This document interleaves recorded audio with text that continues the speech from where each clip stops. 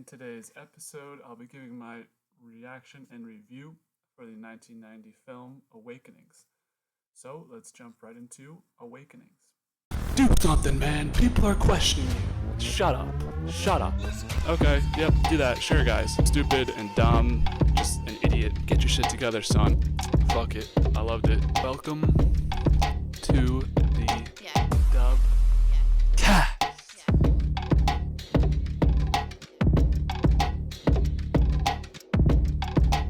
A little bit of background information about Awakenings. It was released December 12th, 1990. So 30 years old at this point. 30, almost 35 years old is this movie. So the genre is a biographical drama. The runtime is a crisp, clean 2 hours. Budget was $29 million, which I feel like is a lot for 1990. The director is Penny Marshall. Have not seen any of their work before. The movie stars Robert De Niro, Robin Williams, John Hurd, Julie Kavner, Penelope Ann Miller, and Max von Sydow. So, if you're new to the channel, we usually do an overarching review compared to the other movies we reviewed so far, and then dive into my thoughts and reactions through the film as it played out. So, starting out with the overarching review, I thought this was a pretty fun but at the same time sad story. I'm glad that all the people in the movie got to wake up and experience life, even just for a little bit of time. But the doctors were never going to let them out into the real world, which is the unfortunate part of it. And that was the span of this movie. Was it only a couple weeks? Felt like maybe even a couple of days. I thought Robert De Niro did an amazing job portraying his character. Robin Williams, I thought, did a good job as well. I thought De Niro was the standout in this one. Robin Williams, not going to lie, probably one of his lower performances, but he has such a high catalog and such a high hit rate that I'm not going to put it up against him at all. I think it's a pretty solid performance, not the best, not the worst. I thought the plot and the story were intriguing, but I was never fully locked in, motivated, taken by it to care too deeply about the story, if I'm being honest. I liked it though, and I'm glad that I did watch it. I would recommend it for people who know someone with dementia or something similar to that disease. I like the theme of the movie as well. Just, always have to be living life. Remember what makes life worth living and what makes you happy on a day-to-day basis rather than getting caught up in everything else. These people never had the chance to go outside and live their life and find love and all that, and even do basic things like dance, drink, all the basics of life. It's funny how I said drink, but you know what I mean. They were just stuck there, stuck in their ways due to this horrible disease that took them over. So I thought that the theme overall was a pretty solid theme. I will say some of the middle/back half was very boring and was not engaging to me personally. I liked the beginning of it and I liked the very end of it, but most of my negativity resides from that form of the movie. Just felt like we could have taken 15 to 25 minutes off the movie and it would be fine, but it didn't detract from it too much. Overall, I'm going with a 7.4 on this. I just can't really put it much higher. I thought it was a solid film, but 7.5 is my kind of standard for a good movie that I'd recommend to everyone. Even more like an 8 is more what I would recommend. So I think certain audience would like this movie. Some people would just find this movie very boring. I kind of was in the middle of it, so 7.4 is my score for it. Pretty baseline, solid movie. Kind of just like the definition of just a fine, nice movie to watch. I'm glad to have watched it. Another Robert De Niro, another Robin Williams movie in the bank. Especially particularly good performance by De Niro portraying a character that he doesn't usually portray. So with that being said, let's get into the DubCast graphic. So this one joins the 7 Club. At the bottom of the 7's Club, it is the number 15 movie out of the 20 DubCast movies that we've reviewed so far. This is DubCast movie number 20. Crazy. Wow, let's take a moment for that. Milestone in the books. Okay. Comparing it to some of the other movies, it does better than Good Morning Vietnam, which is another Robin Williams movie, but does worse than Dead Poets Society, which is another Robin Williams movie as well. So we got 3 Robin Williams movies right there. My ranking of that is Dead Poets Society number 1, Awakenings number 2, and then Good Morning Vietnam number 3. Do you agree or disagree with this ranking? If you've seen all 3 movies, if not, go watch them and tell me. I think all of them are worth a watch at least once. So yeah, we'll wrap up with the graphic there. Now let's get into my thoughts and reactions throughout the film. So I thought, looking back on it, the opening of this movie was pretty interesting. We have these kids fumbling about, and Leonard is sketching his hand into a bench, or sketching his name into a bench, I should say, and his hand just goes limp after carving it in. So right away we know that something's going to go wrong with him. Time moves fast. We're kind of speedlining through his childhood. I thought we could have spent more time with Leonard at the beginning of the movie, explaining more what this disease was like, more how it affected him. We had the scene with his mom where she kind of explained everything that happened, but I thought it would be better if that had actually played out on screen and not wasn't just told by the mother as a story. I don't know, just my personal take. I thought it was more interesting than the doctor at. I mean, I guess it's like Robin at the hospital is like interesting because he's never really a doctor. He just wants to come and help people, and then he's trying all these different experiments and stuff. But I thought maybe we could have spent more time with Leonard and his life and lead up to that because it's kind of only like a scene or two, and then they flash you like the intro, tell you it's based on a true story. So essentially, Leonard can't write his hand now and doesn't want to hang out with his friends. After looking down at them, his hands are shaking. I think if this is based off a true story, I can't be too critical, but if you're a kid, you'd want to hang out with your friends no matter what. I don't think that, I mean, even at like, what, 11, 12, like, people start making fun of you at like 12. It's all joy through like age 11, man. No one's really making fun of you. I mean, obviously, kids get bullied all the time, but I don't think, like, if you got your boys, like, go hang out with them. And that was probably the last time he could have.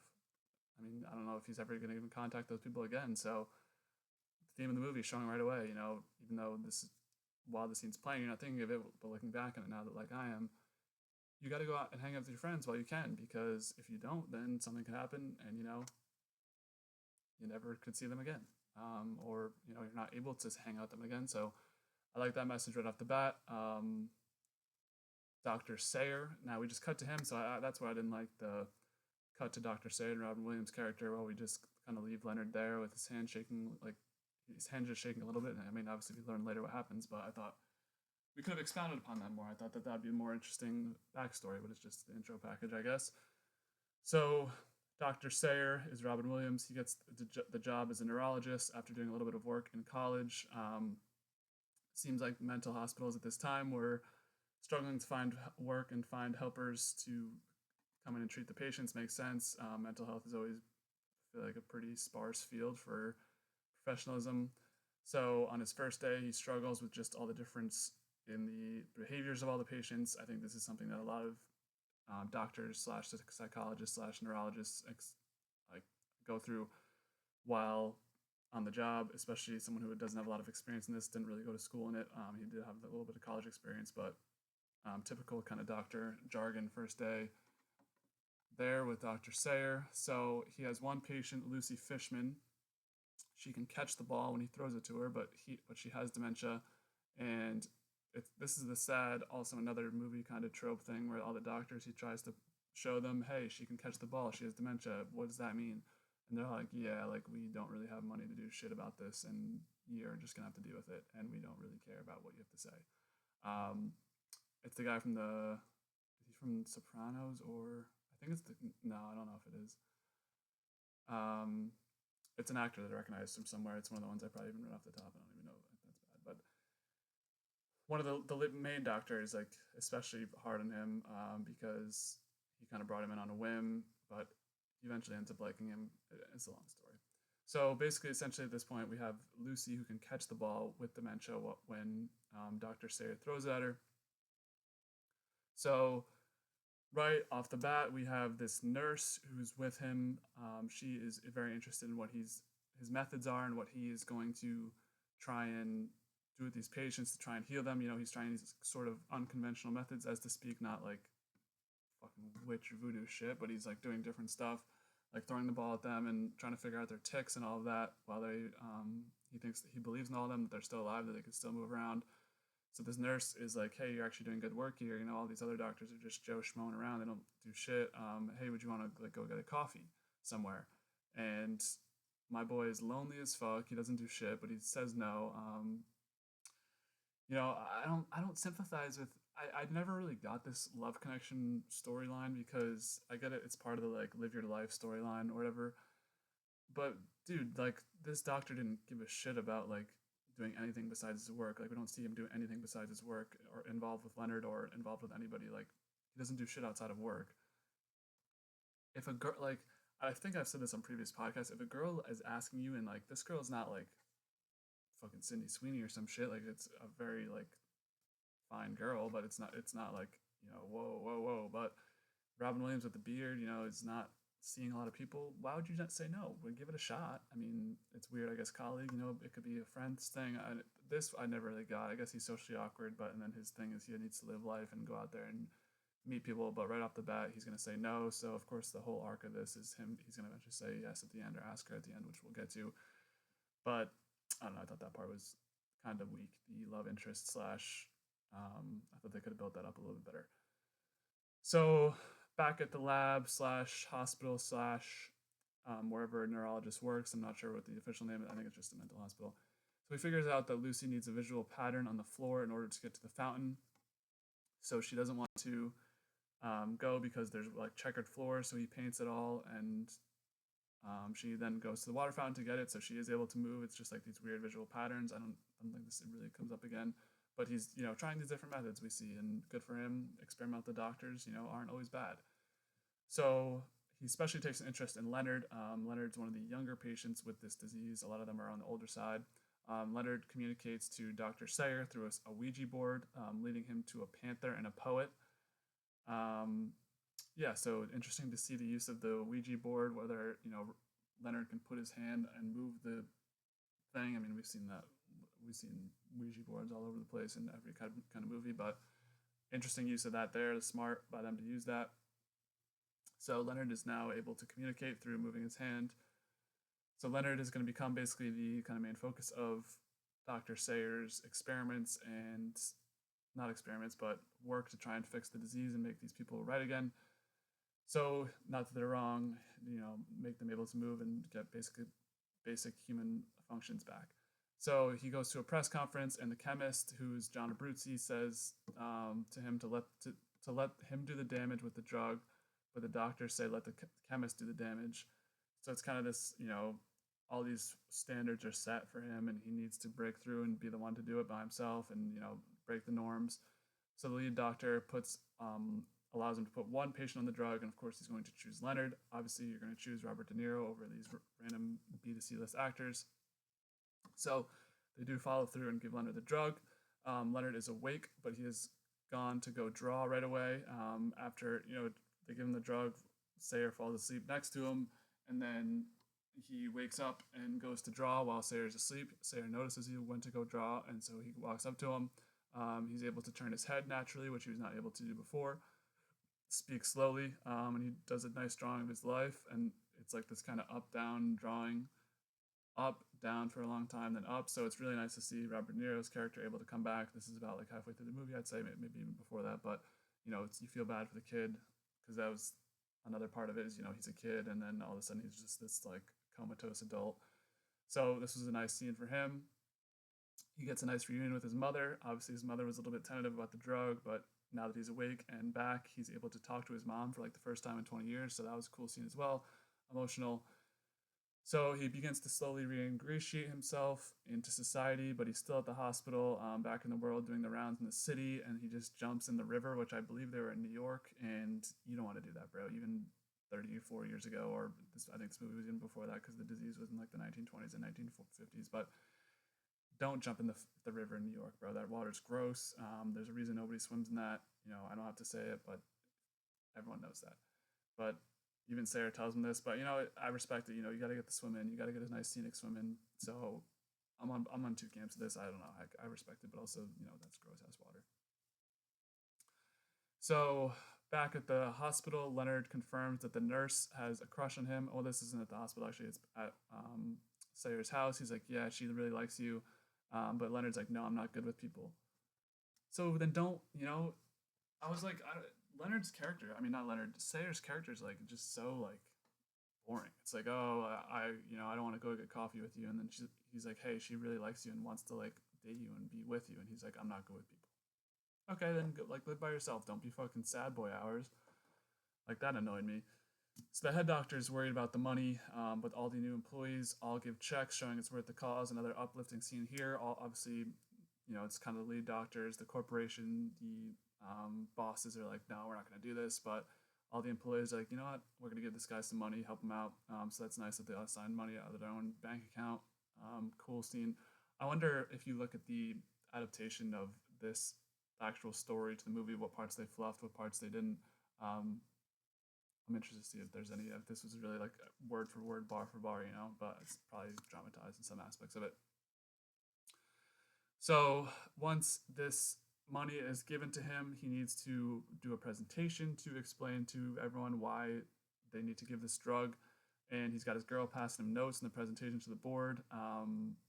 This is a bad look. Like, you don't, I mean, I guess he's not a good public speaker. No one's a good public speaker, but if she's gonna pass, I guess it's like a live reaction thing, so she needs to pass him notes while he's speaking and to like tell him to do better. And she gives him like one note to do better, and he's like, all right, I'll just go to do better.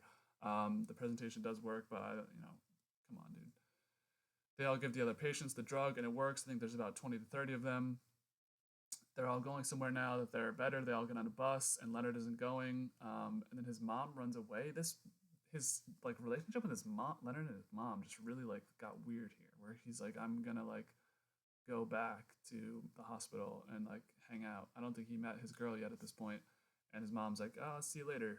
Like, you sure you don't want to go?" It makes sense that he doesn't want her to come. It's like the classic, he never really had this stage in his life with his mom where you're like, "Hey, stay home. I gotta go hang out with my friends and like be cool and not have my mom there with me." So I guess that's kind of what that was, if I had to guess. But this was just kind of an awkward scene. Dr. Sayer takes them to some garden, but they're all bored and they want to go to a bar, which is really funny that you finally get your everything back. In the first place you go is a bar. I guess that's not really that egregious, but just funny. So Leonard, while back at the hospital, talks with Paula. She has a father, I believe, who has dementia, and she visits him, but she is not sure that he actually knows she's even there.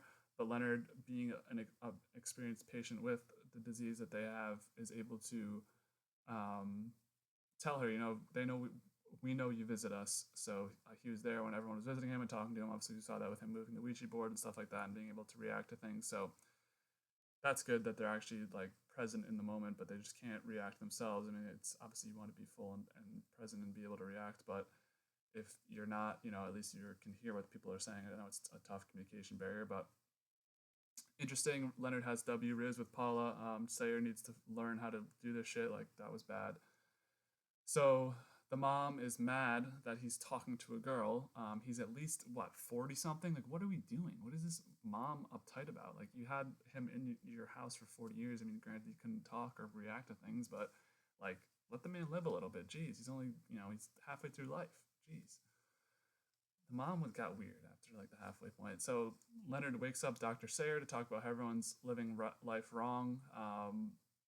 The board meeting, they have a board meeting to let him out of the facility. They say no. So this is the main theme of the movie, with Leonard saying, everyone's living life wrong, obviously being like destabilized for however long he wants to get out and do as much as possible. So that's some good perspective for everyone. That's the main theme of the movie. So the board meeting to let him out of the facility, they say no. Yeah, I said that already, but I don't know why they wouldn't let him out. I guess if it gets bad, people. What about their friends and family? Could just bring him back to the hospital. I don't know. I thought that was a little bit odd that they didn't want to let him out. It's not like they're, people with like this disease and it isn't like a psychotic like mental disorder. It's just like you have like lose basic body functions. I don't know. I didn't really get that one. I guess they want to just keep a close eye on them. That was the main statement. So Leonard tries to take a walk outside. He's getting really fed up with being locked in the hospital all day. He's restrained, and he's now organizing a revolution against the doctors. Turns against Sayer, turns against the institution. He gets angry speaking with Sayer, and then he begins to nonstop twitch and become aggressive and shove Sayer. He's really losing it. He's starting to tick again. I think that's what got him all riled up. Not tick, but like he's shaking and he can't fully control his body anymore. So that's what really gets him upset.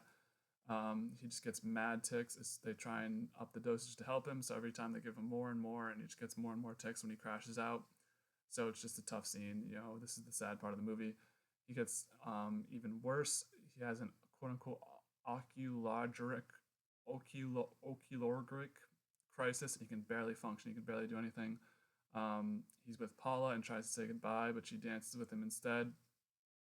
She's got a kind heart, instead, like, he's trying to ditch her and be like, get out of here, because he's having self issues and not being able to move and all that. But she takes his hand that's like twitching and dances with him. So Paul is a good woman. I respect it. She's got a kind heart. W character. He calms down with the ticks, is able to dance with her a little bit. So, wrapping it up, the doctor is upset because Leonard was his friend and went back to what he was before, as do all of his patients. So, yeah, this drug just gave him like a little bit experimental dose of real life, of how it is to move and be with people and be back in real life and do everything and have bodily functions. But now that it's gone, everything's gone again. So, they're just back to their comatose state before. But at least now they know they can communicate with them a little bit with the Ouija board and stuff. So, that was the sad arc of it. You know, all this stuff happened and they finally fixed them, and then nope, it's back to normal. So sad ending to the story. So Sayer gives a speech at the end about living life and enjoying the simplest things, once again harping on that same theme. And guess what? To end the movie, he finally asks the nurse to go get coffee. Good job, buddy. Like, do you even want to do that? You're not a people person, and you said no to start. So I don't know. The love arc, I didn't mention that in my overarching review, but that was really not a good part of this movie. All right, so that was the final thoughts on Awakenings. What do you guys think of this movie? Are my takes egregious, or do you agree with most of them? What do you agree with? What do you disagree with? Leave a comment down below. If you like movie reviews, subscribe. We're doing movies on my list. I have 85 movies on my list, so with these movie reviews, we'll keep coming. Besides that, stay tuned for Survivor, stay tuned for NFL, and other stuff that may be happening in the DubCast world. So leave a like, leave a comment, leave a dislike, subscribe. We're on YouTube, we're on Spotify, we're on everything that you get your podcasts on, TikTok, Instagram, Twitter, /X even. So appreciate you as always. Enjoy it while you're awake, and be easy.